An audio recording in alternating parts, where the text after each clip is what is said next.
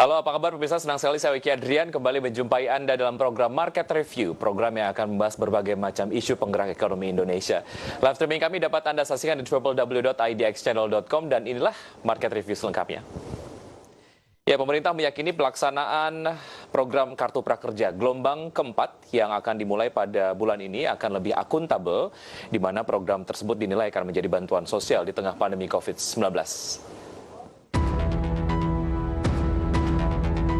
Pemerintah meyakini pelaksanaan program Kartu Prakerja gelombang keempat yang akan dimulai pada bulan ini akan lebih akuntabel. Bahkan program tersebut diprediksi akan menjadi salah satu bantuan sosial bagi masyarakat yang tengah menghadapi krisis akibat pandemi COVID-19.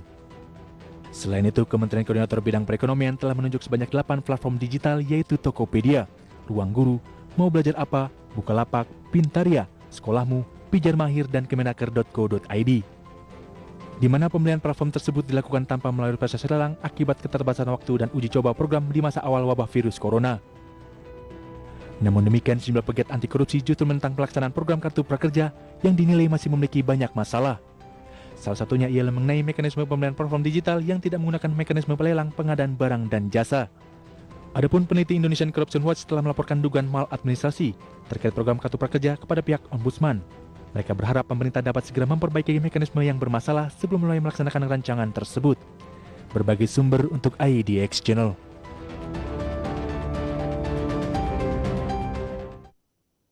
Ya, untuk membahas tema kita hari ini mengenai menanti Kartu Prakerja gelombang keempat, kita sudah terhubung melalui telepon. Ada Ibu Nining Elitos, Ketua Umum Kongres Aliansi Serikat Buruh Indonesia atau KASBI. Selamat pagi, Bu Nining.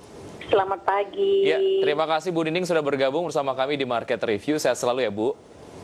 Amin. Siap. Sebelum kita kemudian berbincang mengenai harapannya mengenai Kartu Prakerja gelombang 4 yang dikabarkan akan dimulai di awal bulan Agustus ini, saya ingin mengeksplor begitu apa sih sebetulnya temuan dari KASBI sendiri mengenai pelaksanaan dari program Kartu Prakerja gelombang 1 sampai dengan 3. Kemarin temuannya seperti apa, Bu Nining? Iya, pertama dengan program yang dikeluarkan oleh pihak pemerintah tentang Kartu Prakerja, awalnya kan ini untuk para kaum muda yang memang belum punya kesempatan kerja. Nah, tapi sekarang posisi dalam situasi krisis kesehatan COVID-19 ini kemudian kata pemerintah ini digunakan untuk para korban PHK juga yang dirumahkan kan kayak gitu. Tapi dalam faktanya bahwa program ini adalah kami melihatnya memang kurang transparansi gitu ya. Terus kemudian juga sangat sulit diakses oleh kaum buruh. Karena anggota-anggota federasi KASBI beberapa kali sejak mengakses itu tidak bisa masuk. Dan kita coba mengkomunikasikan dengan pihak kementerian bahwa itu memang harus melalui aplikasi online kan kayak gitu. Nah sampai hari ini mayoritas 99% anggota konfederasi KASBI yang korban dirumahkan, yang di PHK itu tidak bisa mengakses dan tidak dapat menerima manfaatkan hal itu. Nah dalam situasi COVID-19 kemarin sebenarnya banyak dikritik oleh kita gitu, berbagai macam serikat buruh bahkan organisasi sektor lain gitu ya, bahwa hal-hal Kartu Prakerja ini memang sangat sulit diakses gitu loh. Nah terus kemudian belum lagi selain sulit diakses dan banyak kaum buruh tidak mengenakan manfaatnya karena dikatakan pada saat itu adalah bagaimana pelatihan atau insentif pelatihan itu kan diberikan satu lembaga yang mengurusi tentang persoalan pelatihan dan buruhnya hanya untuk yang menerima manfaat 600.000 kan gitu. Padahal kepada lembaga yang ngurus itu 1 juta per minggu.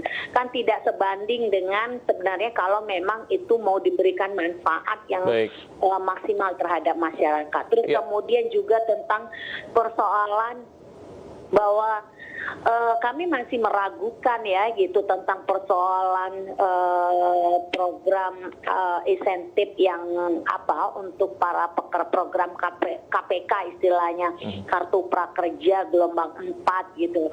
Nah, di mana gelombang sebelumnya saja saya banyak bertanya, tadi malam saya bertanya salah satu konfederasi organisasi serikat buruh, apakah anggotanya mendapatkan kartu prakerja, apakah bisa menerima apakah mudah diakses. Ternyata yang dialami oleh konfederasi Kasbi dialami oleh serikat buruh yang lain. Baik, gitu. Bu Nining, saya percaya bahwa sebetulnya setiap gelombang kartu prakerja ini kemudian dilakukan evaluasi, dan saya percaya dari konfederasi pekerja juga ataupun mungkin serikat buruh melakukan ataupun memberikan input dari satu gelombang ke gelombang lainnya. Kalau kita kemudian bandingkan dari gelombang 2 ke gelombang 3 misalnya, evaluasi kemudian dilakukan dan input juga sudah disampaikan.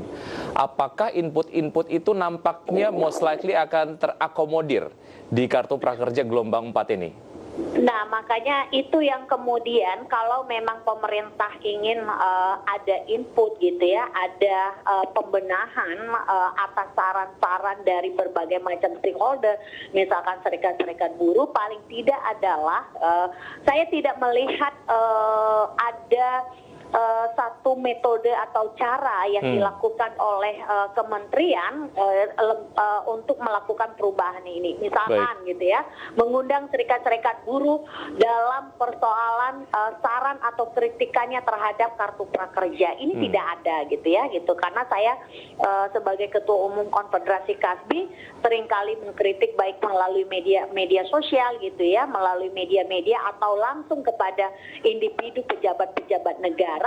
Kami tidak pernah mendapatkan apa masukan dan kemudian apa implementasi dari hal itu, sehingga kami tidak yakin gitu ya tentang persoalan akan ada perubahan perbaikan atas program ini gitu loh. Baik. Nah, kalau memang misalkan pemerintah ingin merubah, misalkan karena serikat buruh selama ini anggotanya banyak sangat sulit mengakses. Nah, paling tidak adalah apa jalan keluar dari kesulitan mengakses secara online. Baik. Misalkan seperti apa? Ini nggak ada juga gitu. Ada 3 poin yang sebetulnya saya garis bawahi bahwa dari 3 gelombang kartu prakerja yang sudah berjalan ini tidak user friendly, tidak accessible untuk teman-teman pekerja, kemudian juga tidak transparan dan juga tidak akuntabel.